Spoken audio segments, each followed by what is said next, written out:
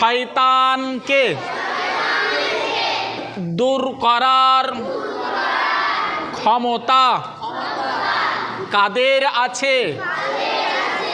জবাব, মুত্তাকি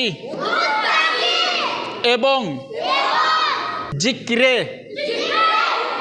মশগুল ব্যক্তির। মুত্তাকি হলো যে ব্যক্তি নামাজ পড়ে তাকে মুত্তাকি বলে, আর যিনি আল্লাহর জিকিরে মশগুল থাকবেন এই ব্যক্তিকে শয়তান কখনো ধোঁকা দিতে পারবে না, কুমন্ত্রণা দিতে পারবে না, বা ধোঁকা দিয়ে তার গুনার কাজ করে নিতে পারবে না।